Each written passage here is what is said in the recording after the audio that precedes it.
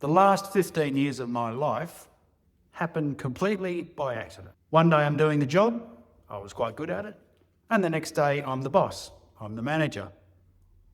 Completely by accident.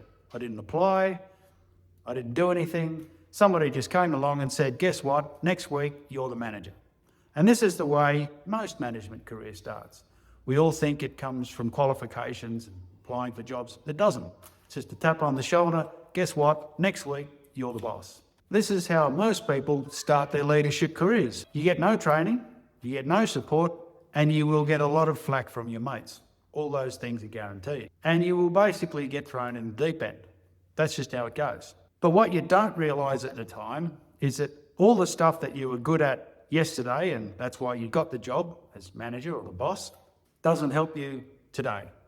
It's pretty much a complete career change. So you've still got to know what you're doing, but all the things that you knew about that you were good at doing, now all of a sudden are pretty much irrelevant because now you're leading, you're managing, and it's a completely different set of skills. That's not a bad thing, but that's just the way it is. And what makes it hard is that when you're good at doing something, you're comfortable, right? You know exactly what you're doing all day, you know how to go about it, you know how people are going to react to you, you know what you're going to get at the end of the day. And then all of a sudden you're in a job where that completely changes. You're not good at what you're doing, and you know that. You've got a lot of self-doubt about whether or not you can actually do it. Your confidence takes a dive. Your mates are giving you heaps. You're not getting all the things done that you need to. You're running out of time. You can't find time in the week to do everything you need to do. And you know what? That's completely normal. If you didn't go through that, you're either some kind of superhuman or you're completely missing the point. So if this does sound like you, first thing is, don't panic. It's very normal, happens to everyone. You will get through it. But this will be a test of your character. So how well you handle it is going to really determine what your leadership career looks like. So there's two things that come out of this accidental leadership. Firstly, congratulations, because obviously someone's seen something in you that they've decided to make you the boss. So they've seen some potential in you. Okay? So that's the first thing. And secondly, what you've just started by moving into leadership is you've removed the ceiling from your working life. And that means there is no limit to your potential from here on in. You get good at what you've started doing now, managing and leading people, you can go anywhere. There's no limit to how much you can make. You can change industries, you can move around the place, because if you get good at managing and leading people, it's a whole new skill set and you will be in huge demand, because good leaders are in great demand and very short supply. The other thing I've learned is that this is how most successful leaders start. They don't necessarily go out to become a manager or a leader. It just happens. They find themselves in the role and they excel at it. They learn what to do and they get good at it. And the other thing is, how well you do is not up to anybody else. You're not going to get trained. No one's going to hold your hand. No one's going to walk you through it. So you've got to make a decision inside yourself. I am now a leader and I'm going to behave like a leader. I'm going to learn what I need to do. I'm going to acquire the skills that I need, and I'm going to get good at this. You make that decision, the sky's the limit for you. So you have a couple of choices. You can complain about it, you can whine about it, and then you will drown in your new role, or you can start paddling. And what I mean by paddling is you start taking on the responsibility that's been handed to you and you make the most of it. You just get going. You just start paddling. You will learn what to do. But the difference is you can take many years to learn what you can do. You can do it all by trial and error, or you can get someone to help you and you can cut that years of trial and error down to weeks or months. And I'd suggest you do that because there's a lot of pain and there's a lot of missed opportunities in those years of trial and error that you miss. So the difference between you and where you are right now and people making 200,000 and 300,000 a year leading people is just skills. There's no other difference.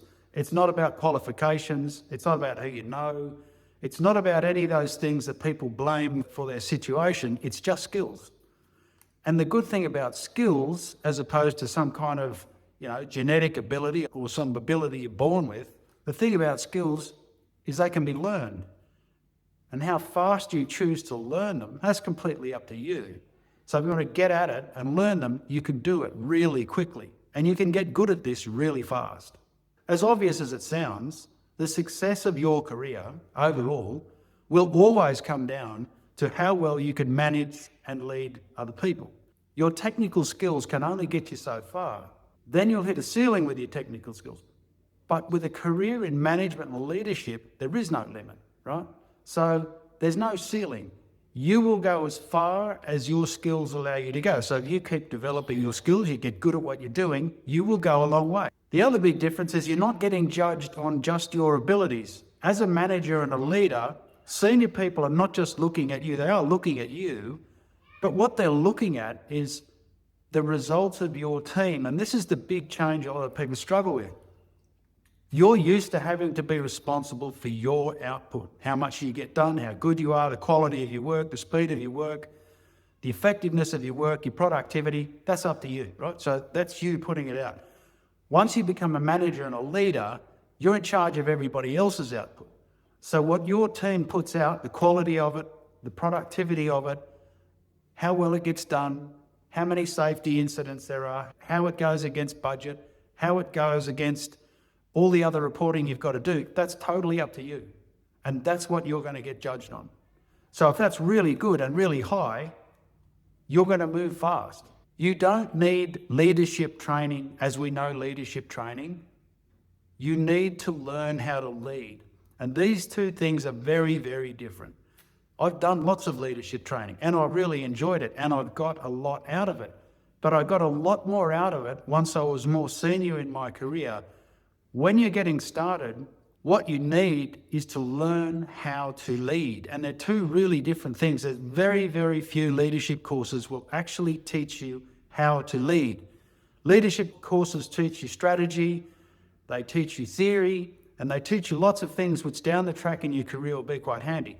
But they don't teach you how to lead people. They don't teach you about communication. They don't teach you about how to deal with the grumpy guy in your team. They don't deal with the person that won't get off their phone. They don't deal with how you motivate people, getting people going. They don't teach you how to run your pre-starts. They don't teach you how to do all these practical things. And that's what you need at this point in your career. You've got a couple of choices in front of you. First of all, you can say it's all too hard. And the other thing you can do is you can start paddling. And there's a couple of ways to start paddling. You can either spend a lot of time doing the same thing, getting things wrong, and it'll take you some years. You will get there, but it'll take you a long time. Or you can learn. And you can learn the skills and you can pick up the skills really quickly.